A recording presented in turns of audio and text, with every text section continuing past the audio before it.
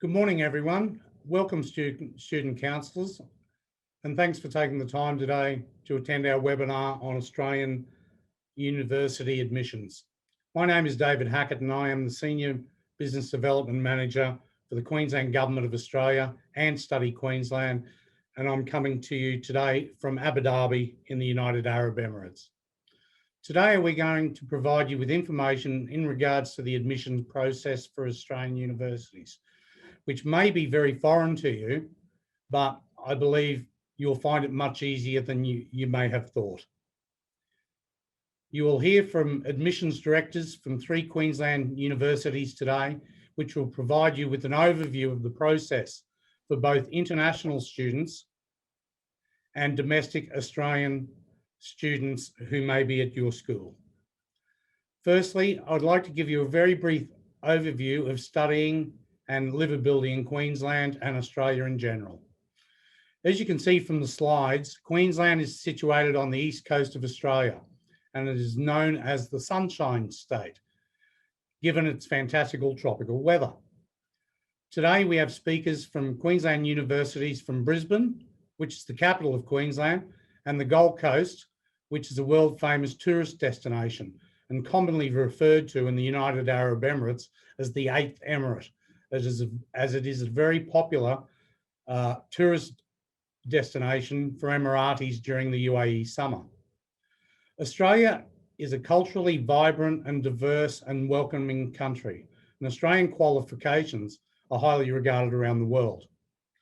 As a study destination, it offers a safe environment with excellent accommodation options and has been applauded for its vigilance towards its citizens for health and safety throughout the COVID-19 pandemic.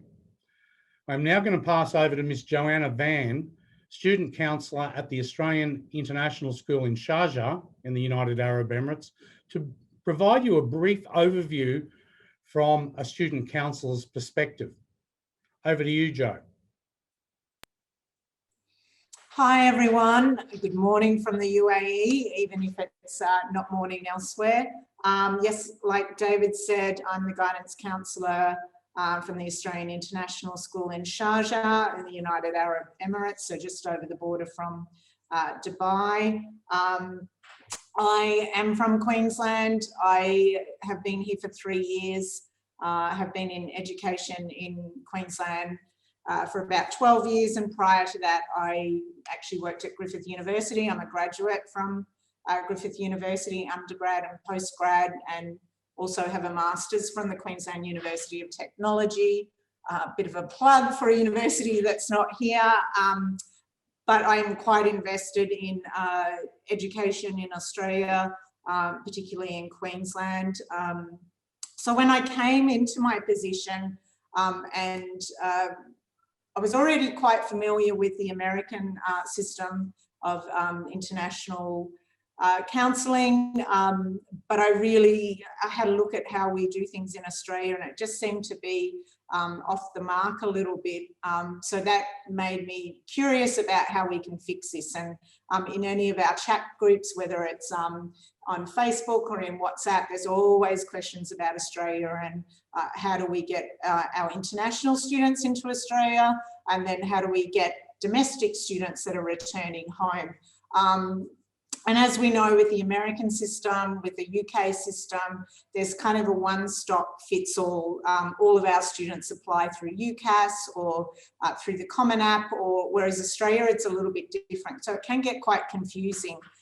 So I suggested this to David, that we host a counsellor's session, because we're the ones on the ground working with the students, and the more we know, the better we are at our job and the better we're able to advise students. So attending university fairs and all that are great, but it doesn't give us the knowledge that we need.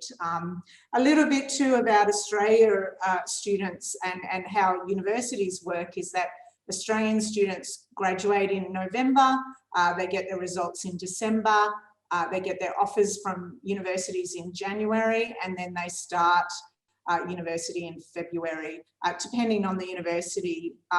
So it's completely different for us, where most of our students by Year 12 know what they want to do, where they want to go, if not earlier. So, you know, part of this is providing universities with that knowledge that coming in and working earlier with our students and with us as counsellors is super helpful. But I hope you get a lot out of this session. You know, I'm always around on chat groups and that to help advise and that, but I hope this opens up yourself and your schools and your students to more opportunities for them to study university in Queensland. Thanks, David. Thanks, Jo. The first university we'll hear from today is Griffith University, represented by Ms. Ashini Malhotra, the Regional International Manager. Over to you, Ashini. Thank you, David. I will quickly share my screen now.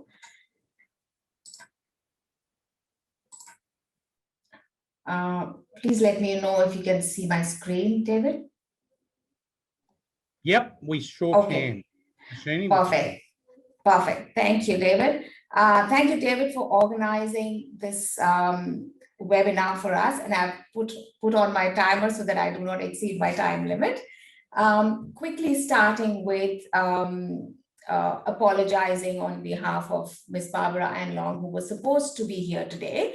I'm filling in for her. She is the Deputy Director International, and she manages international admissions and administration at Griffith University, while I am the Regional Marketing Director for South Asia, Middle East. So apologies on her behalf. However, if you have any questions, I can pass on your questions to Ms. Barb. Griffith University spans across 3 cities in Southeast Queensland, with 5 campuses located at Gold Coast, Nathan, Brisbane, and South Bank, Mount Gravatt, and Logan. The digital campus is our 6th campus that we have, and it's located at your fingertips and span of the globe.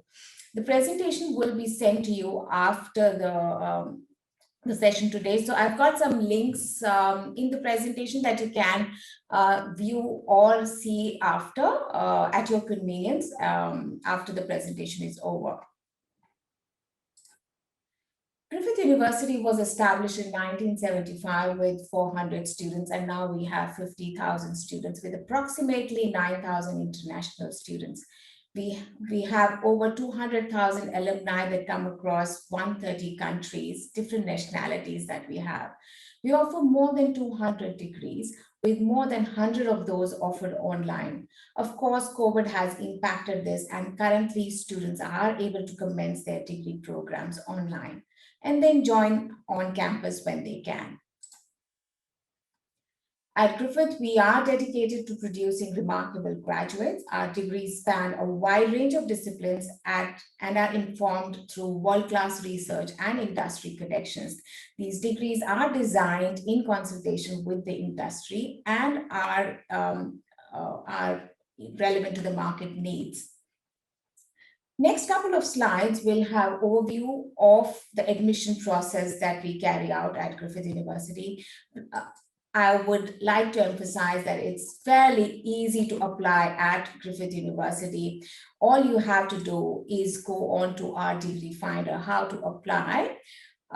You go onto our homepage, enter an area of study at the degree name, and then you select search. It'll give out the list of the programs: business, bachelor's of business, bachelor's of physiotherapy, bachelor's of science, you name it, and it's there. You can refine your results by ticking available intakes. What are the campuses that we have? Are you an international student or domestic students? Select student type here, and you can refine your search. Once you select your program, there'll be a summary box. This is where the summary box is, and it will give you a detail, an overview of entry requirements, English requirements, what is the fee, what is the duration, what is the campus, and the CRICOS code it is registered under as. You can find the detailed entry requirement by clicking on entry requirement, and it will give you academic entry requirement of the university.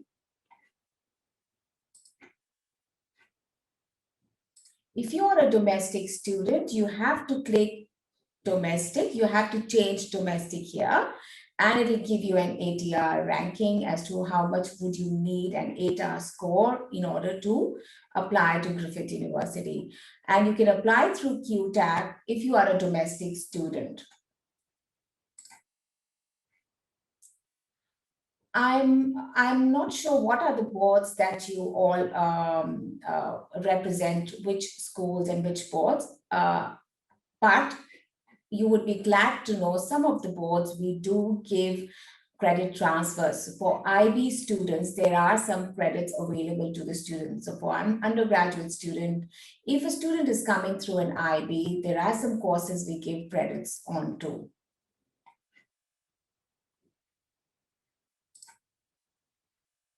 Check whether your student is eligible for a scholarship. Griffith University proudly offers generous range of scholarships to support international student community coming to study at undergraduate programs.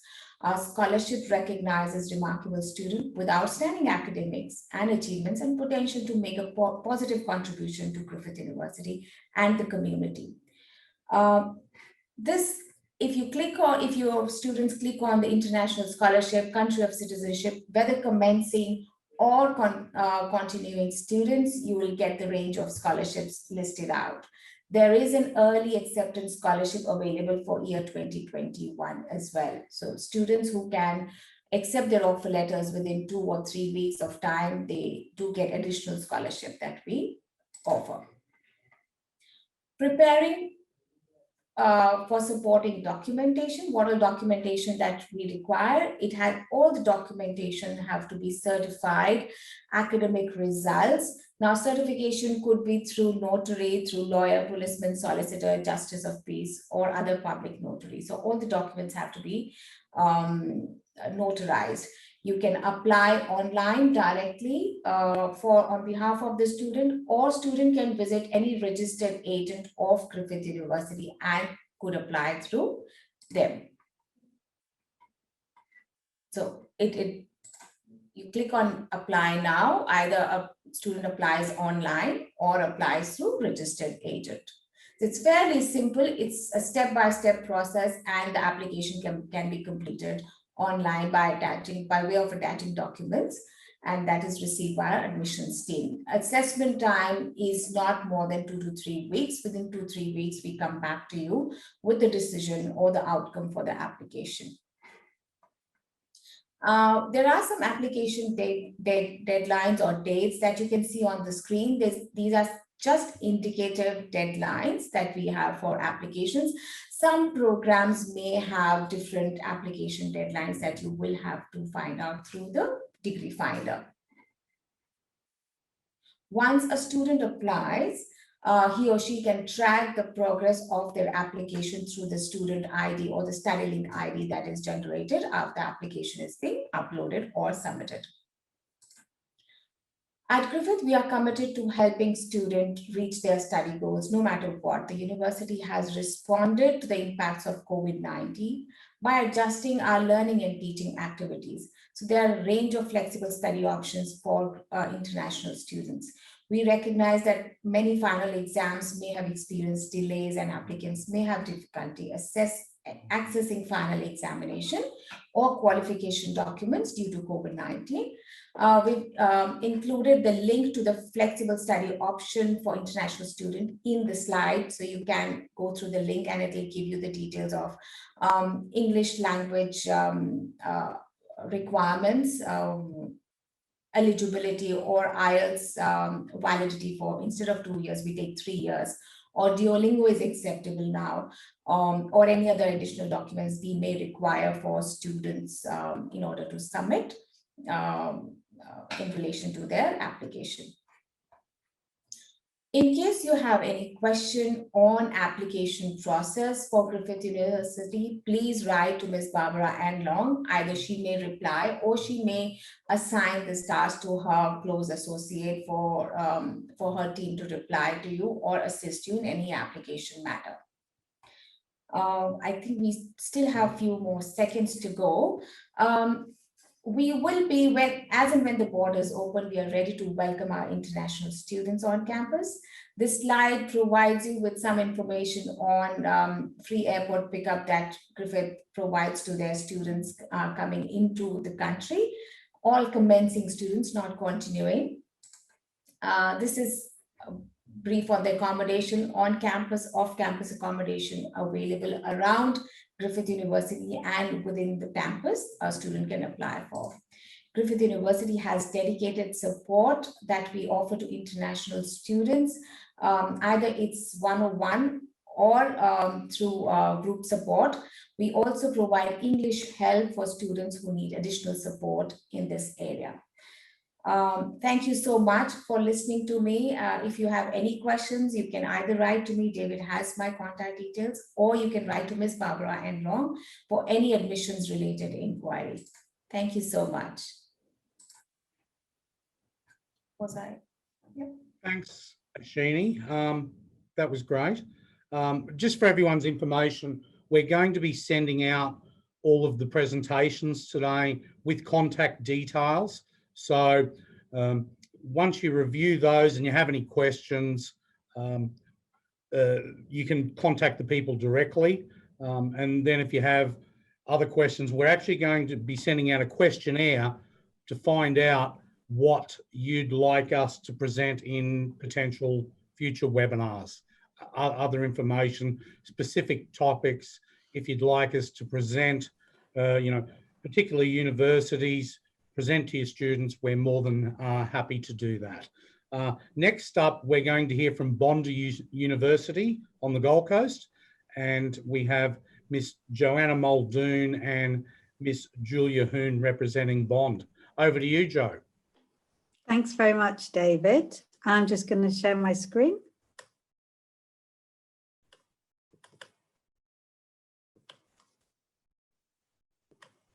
Can you see my screen, David? We can, Jo, all good. Perfect. So thank you very much for attending today's session about studying in Queensland. It's really nice to see some familiar faces. My name's Joanna and I represent Bond in the Middle East, and I'm actually located in the Middle East. So I'm located in Muscat. So I'm in the same time zone as all of you. So I'm always happy to answer any inquiries. I'm joined today by Julia Hoon, who's our admissions manager. So I'll just give you a quick intro to Bond, then I'll hand over to Julia, who'll tell you a little bit about the technicalities of entry requirements. So first of all, I wanted to show you our campus because it really sells itself. It's a fantastic campus located in the heart of the Gold Coast. As David mentioned, we have 300 days of sunshine, so it's a fantastic place to study, but not too hot. I know a lot of the students coming from Dubai don't want too much heat, but the Gold Coast has got a really temperate climate. So the campus, we have just one campus at Bond, and you can see it's fairly compact. So we're very different to the other universities you're going to hear from today, because we have only 4,500 students. We're very small and we're happy being small. And we have a real sort of community atmosphere on our one campus. You can see it's all located around a lake and all the faculties are all in that same location. It's very safe, very quiet and a nice residential area. Yet just behind it, you can see the city of the Gold Coast. So when the students do want entertainment options, shopping, water parks, the beach, it's just 15 minutes away by bus. So it's really the best of both worlds, a nice, quiet, safe environment for studying, but lots of diversion for the weekend too. But we think the campus is particularly suitable for undergraduate students, perhaps on their first time away from home, coming to quite a sheltered environment. So Bond is quite different, again, to the other universities you'll hear from today. We're #1 in student experience, and we've been #1 for actually the last 15 years in a row. So that's something we're very, very proud of. And we take student experience very carefully. We've also been #1 for employer satisfaction for 2 years in 2017 and 2019. So that's obviously very important when it comes to employability. And we have 5 stars in the Good Universities Guide in many of the areas surrounding student support and learner engagement, etc. Now, one of the things which makes us very different is that we have an accelerated or a fast track model. So instead of studying just 2 semesters per year, most of our students choose to study 3 semesters per year, and therefore they'd finish a standard bachelor's degree in 2 years instead of 3. So they graduate 1 year early and they're able to join the workplace 1 year early and start their career. So that's very, very popular. Our intakes also match quite well with many international schools because we have an intake in September. So that suits many, many curriculum. But we also have an intake in January and in May. So it's very, very flexible. The next thing which I think is key for your students is the student to teacher ratio, and that's the lowest in Australia. So our current ratio is 10:1. So for every 10 students, we have 1 academic member of staff. And that means very small class sizes for your students, and they're able to interact with the professors will know them by name, they can ask questions, and they get lots of support. And then finally, it's our focus on employability. So we believe it's not just about getting a degree, it's about what you do with that degree, which is very often get a job or maybe start your own company. So we invest in the Beyond Bond, the Graduate Work Ready program. And that's an integral part of the curriculum for all undergraduate students. So they work with our careers development department to develop their work ready skills from day 1, instead of leaving it to semester 6, which is what students are apt to do. So I'll hand over to Julia to tell you a little bit about our entry requirements. Hi everyone, I'm guessing you might be able to see me on the little box there. Awesome, cool. So I'm Julia Hoon, I'm the General Manager of Admissions, and I'm here to talk to you about the entry requirement. One of the key things that I should point out is that we use the same scores for both domestic and international. So if you are in an Australian curriculum and you are graduating with an ATAR, then what's on screen is basically the minimum scores that we will require for bachelor entry and for diploma entry. There are some programs with higher entry requirements, but generally for most bachelor degrees at Bond, if you achieve an ATAR 65, we can basically enroll you into the program. So next slide, please, Joanna. So I've covered here in terms of the international entry requirements in the sense that, well, if you were not doing an Australian curriculum, what would you be looking at in terms of entry into our Bond programs? So up there, we've got American high school completion. So if you finish an American high school, we can look at your American high school diploma on the basis of GPA. But if you're looking to get direct entry into a degree program and into our niche programs like actuarial science, then you will need to take an SAT and ACT or have done some AP subjects. But if you haven't done an SAT, ACT, or AP, that's fine. Let us know what your American high school diploma completion transcripts are provided with your application, and we should be able to put you into a pathway program or one of those general bachelor degree programs. If you're doing an IB diploma, then the minimum would be a 24, and that will get you into general program. For A levels, we're looking for a minimum of 3 A levels, or as the slide says, 2 A levels and 2 AS levels in place of a 3 A levels. So there are links that we provided in each slide. So when you get the PDF copy, you'll be able to click through to the undergraduate entry requirements and all the program details as well. The next slide, please, Joanna. So for those of you where English is not your first language, or your students, English, language is not, first language is not English, then for degree entry, we will be looking for and IELTS academic 6.5 overall with no band less than 6. For diploma, a 6 overall with no band less than 5.5. We do accept the TOEFL, IBT, the PT academic, and Cambridge. And I know that in most international schools, English is the primary language of instruction. We're happy to look at that as well. So all your students need to do is supply a letter confirming that English is the primary language of instruction, and they would not be required to take an IELTS or one of the other high-stake tests. There are other ways of also meeting our English language requirements, so get onto the link and have a look. In terms of the admission process, we're not locked into any particular time when you've got to supply or apply by. There are no closing dates at this point. You can apply anytime in your final year of high school. And all we need at this stage, we don't need to find a transcript. All we need at the time of application is a copy of your passport and the latest high school report card, so that we can say, okay, right, you know, you're on track to that. Here will be the conditional offer. All applications are assessed and submission, so that we don't do anything around, you know, along the way of like, you know, well, we hold everything and wait for that. And offers can be made at any time. So currently the time frame for offer turnaround is under 2 weeks. So if you apply and you have not completed high school, you will receive a conditional offer. Now, we do encourage students to go through agents, but if you do not appoint an agent, that's cool. All you have to do is just contact Joanna Muldoon, and she will basically guide you through the admission process. And she's based in the same time zone, which will be a lot easier to get a response than, you know, if you emailed us in on the Robina campus in the Gold Coast. So I hand you back to Joanna now. Thank you very much, Julia.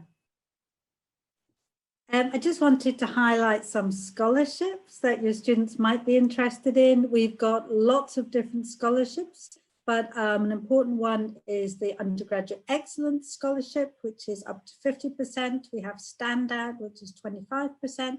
And then we have a leadership one, which is $10,000. So the process is, first of all, students apply for a place. As I said, it's rolling admissions. Once they've been offered a place, they then apply for the scholarship online, and they would usually hear about the scholarship around 2 weeks to 3 weeks after the deadline. The first 2 scholarships are merit-based, so they're quite competitive, and then the last one is based on other things like community service. So I'd really encourage you to get your students to apply for the scholarships as well. Once just to show you what the accommodation looks like. It's certainly a lot different to when I studied at university. To me, this looks a little bit like a hotel room rather than student dormitory. But this is the single bedroom on campus, and that's the shared double bedroom right on the heart of the campus. So 5 minutes walk from students' classes. And I think being located in Queensland and in the Gold Coast, we're a little bit more affordable than some of the larger cities. And the accommodation starts at 176 Australian dollars per week, which is quite affordable. So we do offer students on-campus accommodation, but it's not compulsory in the way that it would be in many American universities. So they can also go for off-campus accommodation if they prefer.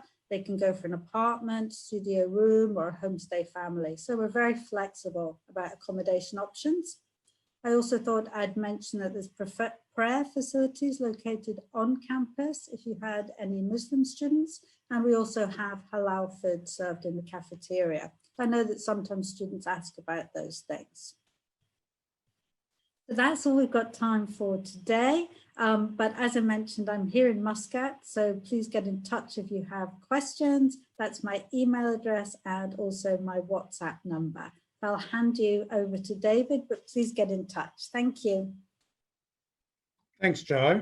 Very comprehensive, and yeah, it's certainly a outstanding campus. There is no doubt, just beautiful there on the Gold Coast.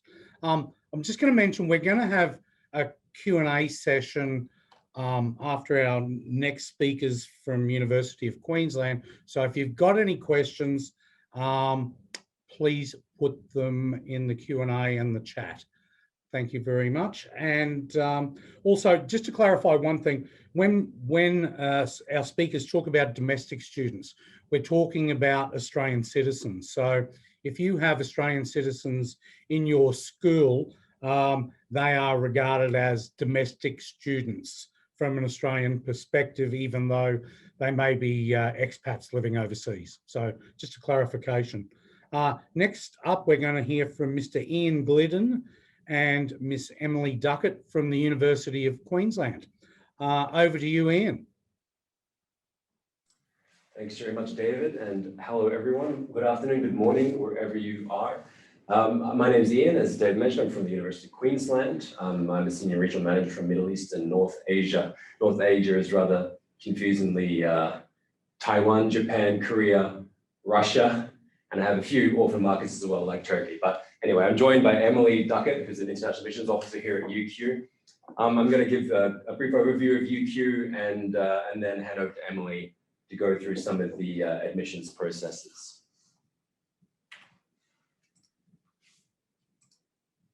So we're located in Brisbane, as David mentioned, the capital city of Queensland.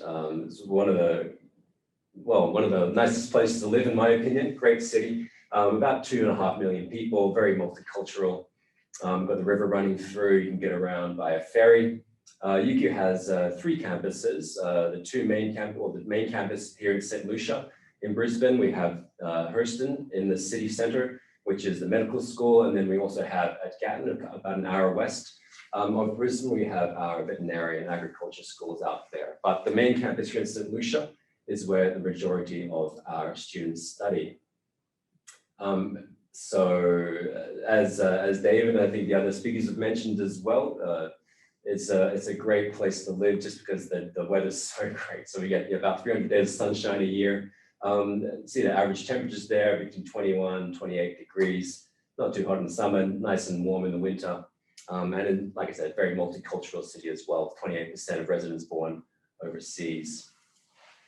So here's the main UQ St. Lucia campus. It is quite a large campus. This is where the majority of our 50,000 students study and even live for some of them, because we have the residential colleges around the outside there along the river.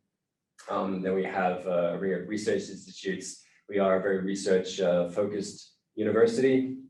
And then we have a lot of other amazing facilities for the students to take part in as well. So we have, 21 tennis courts, about a dozen basketball fields, lots of sporting facilities, half a dozen libraries, 24/7 study spaces. We have a theater, a movie theater as well. It's just about anything you could possibly need here on campus. In terms of our global rankings, we are very proud of our rankings. We are top 500 in the world in all of the 5 major rankings there, and top 50 in 3 of them, including the QS World University Rankings.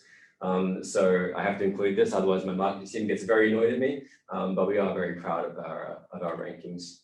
And you can see here as well, in the certain subject areas, we rank even higher. So see, for sports sciences, we're 3rd in the world, environmental, ecology, environmental management, mineral and mining engineering, biotechnology, we are ranked very, very highly in these particular subjects as well.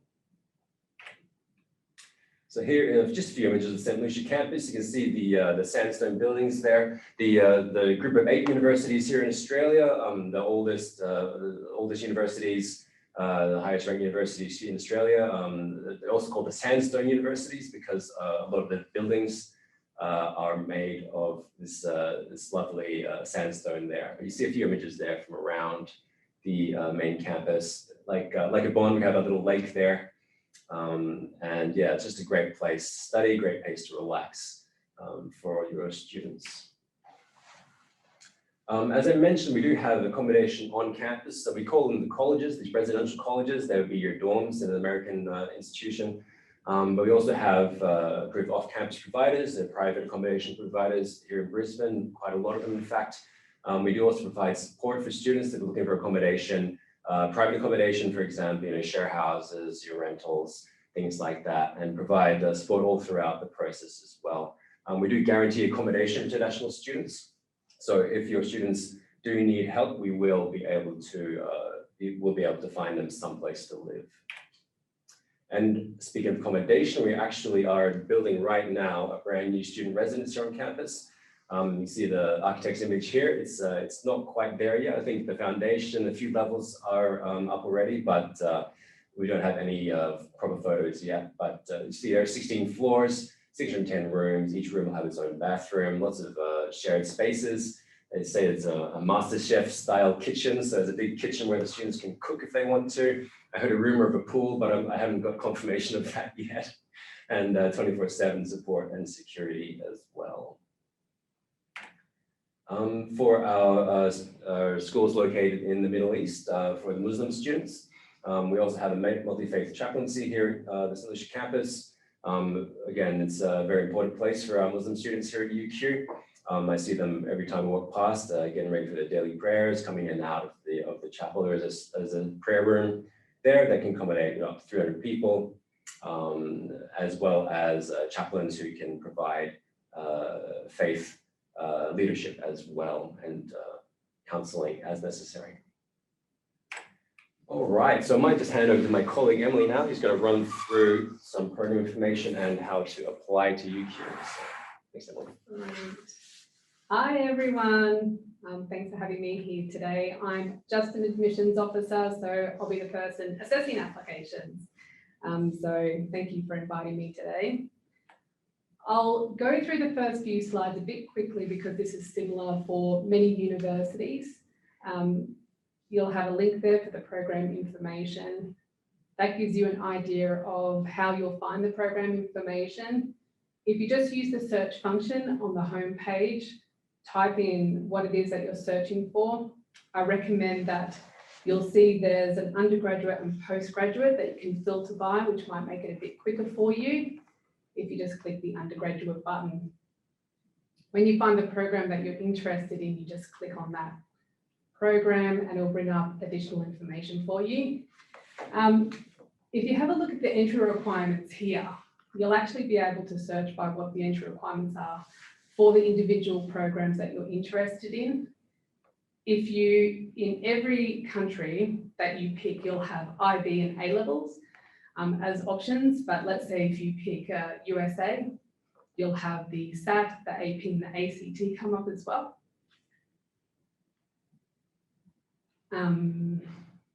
This is the how to apply. Sorry, I'll just go to the next slide. This is for the international students. Oh, but you've got to apply now to QTAC, apologies. Okay, so that's an overview of how you'll apply, picking your program, but you can review that later. We've mentioned educational agents before. Now, this is only for some international students. We don't ask that you use education agents for domestic students. It's only for some international students and it depends on their citizenship. And that's because sometimes it's harder to secure a student visa for some nationalities, but we'll let you know.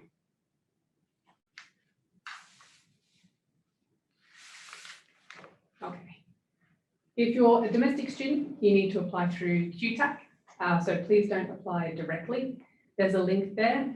QTAC will tell you all the requirements that all the documents they'll need and the dates that they'll need the applications by.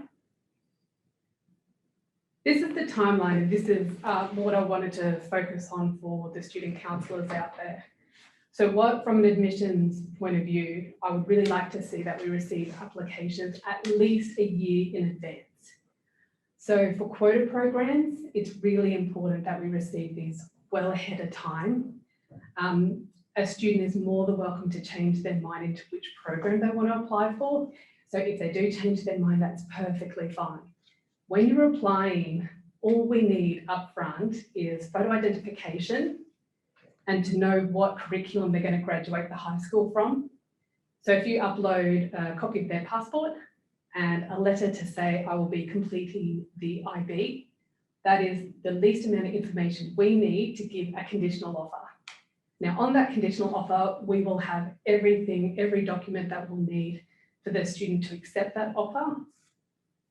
And we'll also be able to guide along the way if you want to change preferences or even change the intake as well. We've got some more information there about how you apply and the different requirements for the American curriculum. Okay, it's a bit more information about the conditional and the unconditional offers. Again, I'll leave this for you to read later. Just give us the photo identification and confirm the curriculum needed that the student's going to graduate with, and that's enough for us to do a conditional offer. That's all I need. And we'll tell you if anything else is required for quota programs. This is a bit of a run through as to the kind of scores that they need for certain programs, and these are our most popular programs.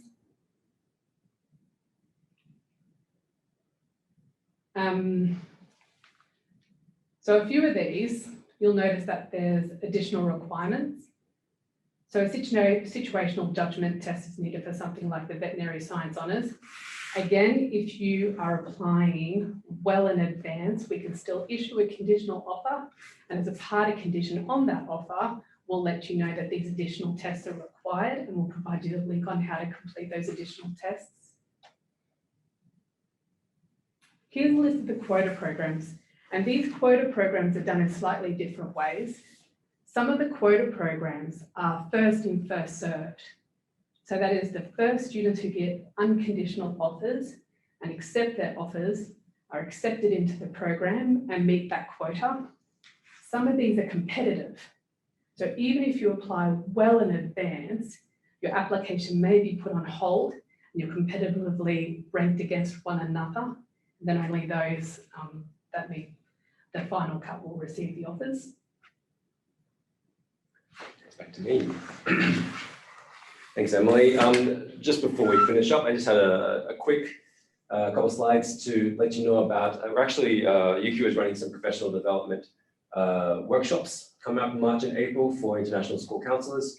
If you are interested, please just let me know. You can send me an email and I will provide more information as well to Jovan and to David, and they can pass on registration links as well. But basically, it's going to be a session. Again, we'll give a brief introduction of UQ application processes, and also we'll have a speaker from our School of Education, Professor Robin Gillies, who will run a quick workshop about best practice in guidance counselling.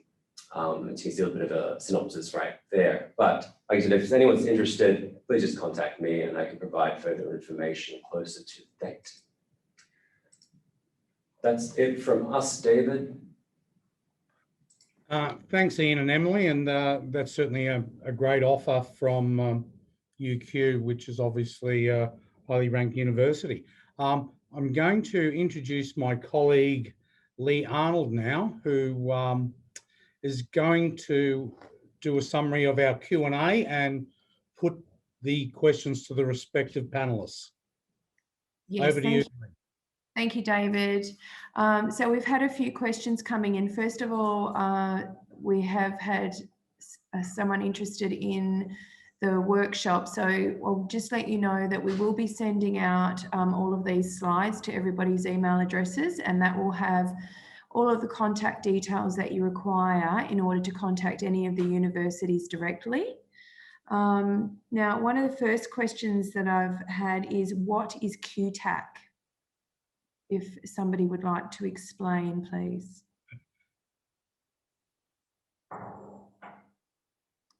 Ian, would you like to explain that?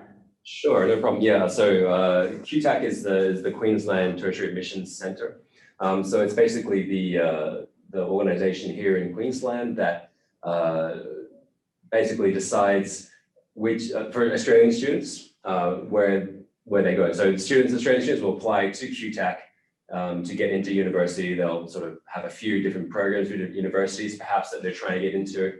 They'll rank their preferences, and then depending on their ATAR and their score that they've received during high school, they will then be assigned or given offers to either the first choice, a second choice, a third choice, or however it works out. But basically, it's just the admissions centre for Australian students who are applying to Queensland universities. Thank you, Ian. And it kind of runs into this question as well. How do student counsellors know how to convert GCSE, IB and American scores to ATAR? On websites, I don't think it's just our website, but on a lot of websites, when you go into the program panels, and so there's two functions you'll see in international and domestic selection. If you pick the international and you see an IB score of say 30, then if you go to the domestic and it's on for our homepage, it's going to be on the right-hand side, and I'll show that that might convert to something like an ATAR of 79, for example. You don't need to know how that converts. That's what an admissions team will do. So that's my job. I would do all of that for the students. And if you apply well in advance on the offer letter, it will have, these are the IB scores you need, or this is the ATAR score you need. Yeah. So following up from that, you should be able to find whatever curriculum your student's studying in on the website. So whether it's IB or American SATs or whatever it might be, you should be able to find the relevant score and not have to convert into ATAR. If you do have a curriculum that's not listed on there, then our admissions team will convert it as necessary to the relevant scores to make see if the student meets the requirements or not. Maybe they might have to do foundation, or maybe they might have to make up one subject or another, or do something else in order to qualify. But that's the admissions team will handle that.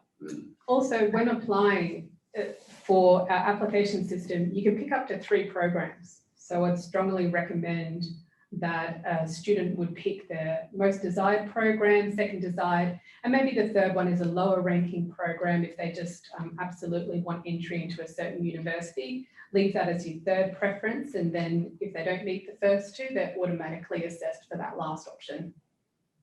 Can I ask, so if you've got an Australian student and they're applying through QTAC and they've done IB or A-levels or the American, does QTAC calculate that for them? Because generally an Australian student's not going to look up the international qualifications, so they get super confused, and so does a counsellor.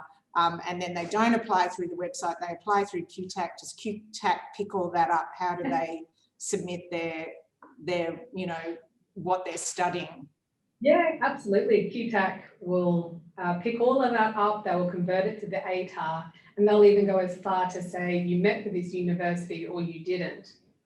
So with QTAC, you can pick up to 6 preferences as well across different programs, different universities. So once again, I'd recommend the first 3 preferences, you aim as high as you like for the highest achieving programs, but then perhaps for the next 3, you just consider entry into the universities at we would say the lower, easier entry programs, such as a Bachelor of Arts, for example. Okay, thank you. Now, another question that's been asked is, my student is an Australian citizen and currently doing IB.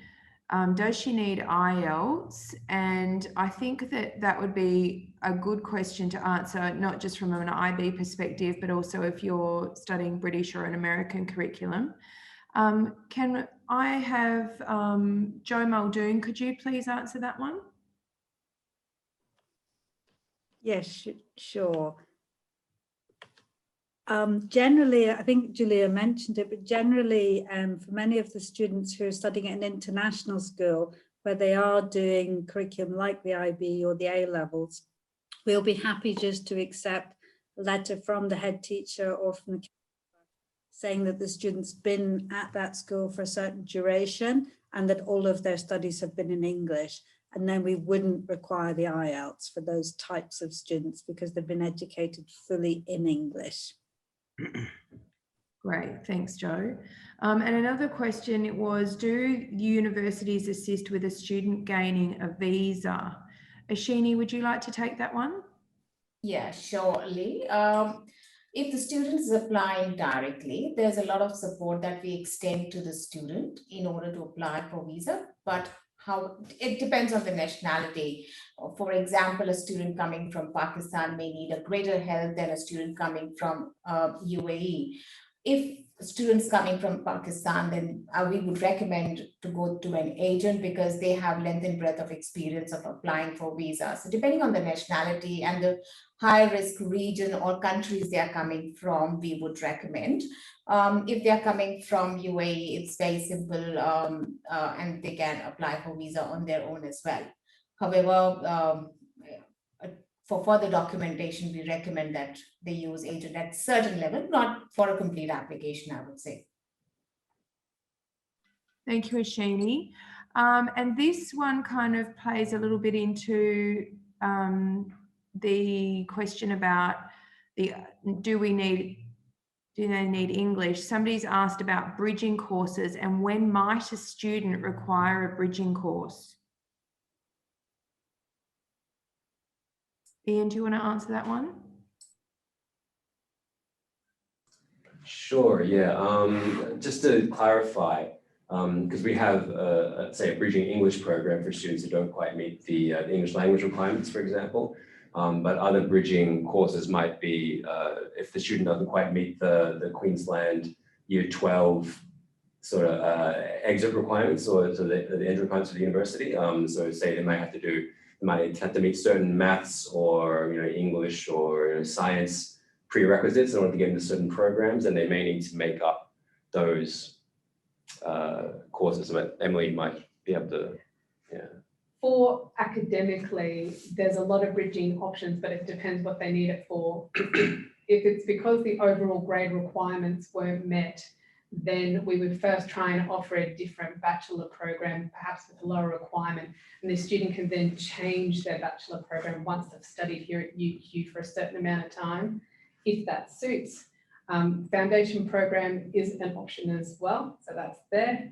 If the student meets the grade requirements for entry and doesn't meet prerequisites, we have different options for meeting the prerequisites, which differs depending on where you are in the world and what you have access to and how far out in advance you've applied. Because there's a few online courses you can do quite quickly to meet just a couple of prerequisites.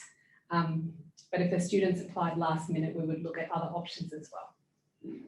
I think it's worth mentioning, that like Emily said, the student isn't necessarily locked into the degree program they start with. So some students might start in a program that takes a lower score to get into, and then as long as their grades are good, they'll be able to transfer into the program that they want to later on. For example, I think I had a student who wanted to do a Bachelor of Computer Science recently, but didn't quite meet the IB entry score. So instead, they're going to go for a Bachelor of Science, majoring in computer science, and then hopefully transfer into the Bachelor of Computer Science itself once they've done a semester, 2 semesters here in the Bachelor of Science program first. So they're not locked in. So it can be a good way for students with slightly lower scores to transfer up into the program they want after they've already started it. And this is the same for pretty much every Australian university as far as I'm aware. Yeah, pathways. Thank you. And so another question was for scholarship opportunities, when should students apply? When there are several intakes a year, do you have the same opportunities for every intake, or do the scholarship opportunities vary with timing of the application? Jo, do you want to take that one? Yeah, sure. At Bond, I recommend that students apply as early as possible, because then they will hear earlier and then that will help them in making their decision. So they would always hear about 2 months before the beginning of the semester, but if they've applied 10 months before, then they would hear further before. So at Bond, the number of scholarships doesn't vary throughout the year, so they're not disadvantaged if they apply earlier or later. I just think it gives them more clarity. If they know the result, then that makes their decision a little bit easier. I think with most universities there are deadlines, so I would think for most universities it's better to apply sooner rather than later. Okay, Ashini, did you have anything to add to that one, or is it similar with Griffith? It's pretty much similar to Griffith as well. There's one scholarship, which is Griffith's Remarkable Scholarship, that has an application deadline, and that's what we encourage students to follow. Other than that, we have 20% and 25% merit and academic scholarship. Students' applications are assessed when they apply for the program alongside. So there are no separate applications other than the 50% Remarkable Scholarship. Yeah. Ian and Emily, anything different with your university? The majority of our scholarships that apply to international students, students are considered automatically. It's sort of generally based on GPAs, generally based on their grade. So if they're in that higher GPA grade, they might be eligible for, you know, a $10,000, $20,000 scholarship, for example. There are some more specific targeted scholarships as well. So there might be a business faculty scholarship for Taiwanese students, for example. And we do recommend that students check our website, as all the scholarship information is available up there. They can see what might apply to their particular situation. Like I said, there are some quite specific ones. So if they're interested in studying a particular engineering topic, civil engineering, maybe there's a civil engineering scholarship available. So yeah, there's a lot of different ones out there. Just the students have to find the ones that apply for them. But the majority of them are automatically considered once they apply, just based on their grades. Great, thank you. And our last question that we have is, how do we prepare younger students to be eligible for admissions if we don't know what the requirements are until their senior year? Ashini, would you like to take that one? Yeah, surely. Thank you. How do you prepare younger students to be eligible for admissions? I think it's more to do with students' interest level, what they've been interested in ever since childhood, because we don't know until senior years what are the subjects they would take and what programs it will lead to. So I would recommend they start early on to search university websites and requirements. There are certain programs that requires mathematics, for an example. And if they're interested in sciences, they should start looking at, I would say, in the middle school, what are the programs, where do they want to go, which are the universities they want to zero down on to. So I would really recommend students to start looking at opportunities and universities sometime in grade 9.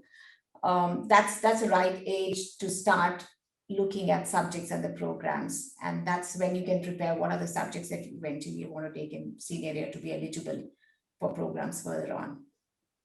And I believe that for Australian universities, for instance, that you must have English. Is that correct, Jo? Bond's a little bit different on that. We don't have a strict criteria on English as some of the other universities. So for Bond, not necessarily, but I think for UQ, I think that probably is required. Ian, can you just comment on that? This one to Emily, maybe.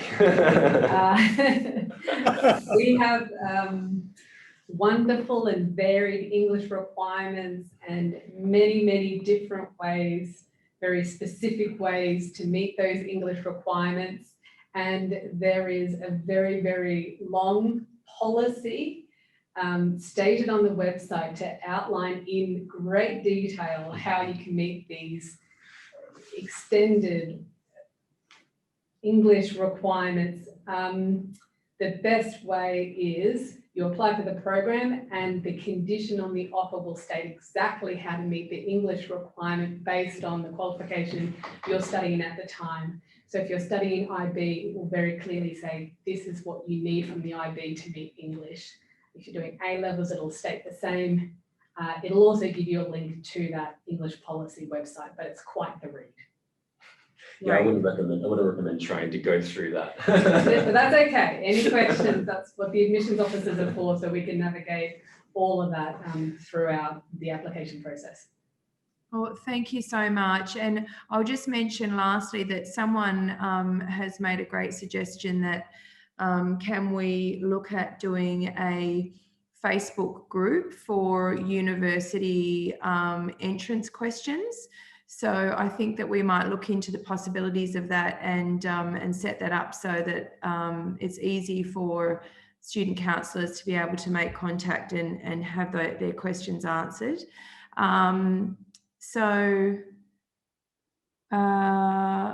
Sorry, one last question here. The Australian process is very straightforward. If students have remarkable extracurricular activities, how do they inform the university? Should the counsellor contact or the students directly make contact?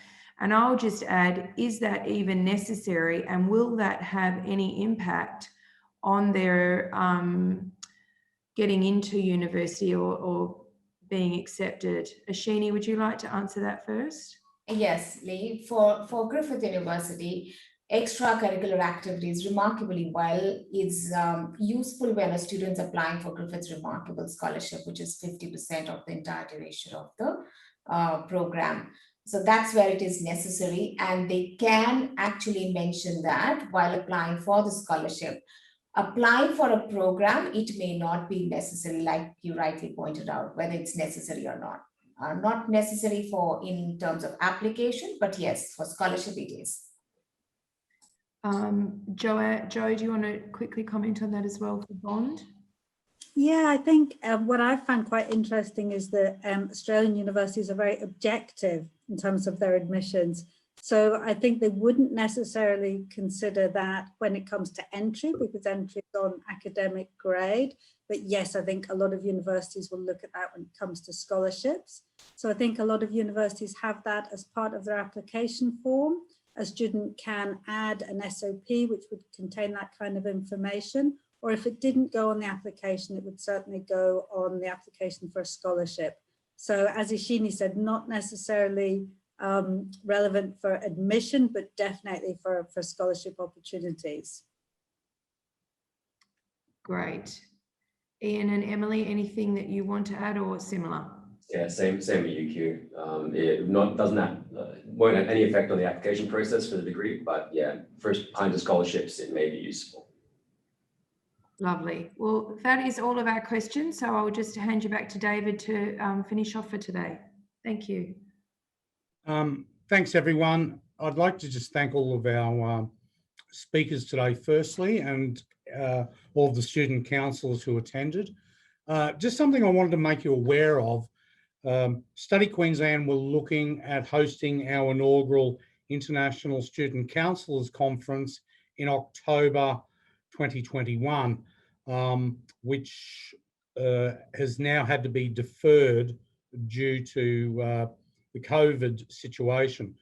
It looks as though we're now looking at hosting that International Student Counsellors Conference in October 2022. We will get you information in due course, but just wanted to make you aware of it because it'll provide the opportunity, obviously, for student counsellors who can make it. It'll be focused on Brisbane and the Gold Coast, and including the universities, visits to the universities who have spoken today. And it'll give you, obviously, a great opportunity to show you the livability and what it's like to study in Queensland. Visit the student accommodation, and you'll also be able to visit all of Queensland's brilliant tourist attractions as well. So we'll keep you posted on that. But yeah, it was to be October 21. We have now deferred it to October 2022, and inshallah, it'll be able to go ahead then. As Lee mentioned and I mentioned earlier, we're going to send out all the slides, so you'll have everyone's information. The question, you will also receive a questionnaire. Please tell us what you would like us to do in regards to webinar topics.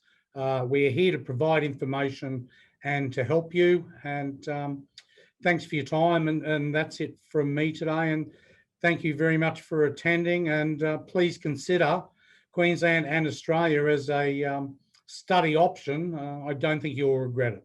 Thank you very much, and everyone have a good day.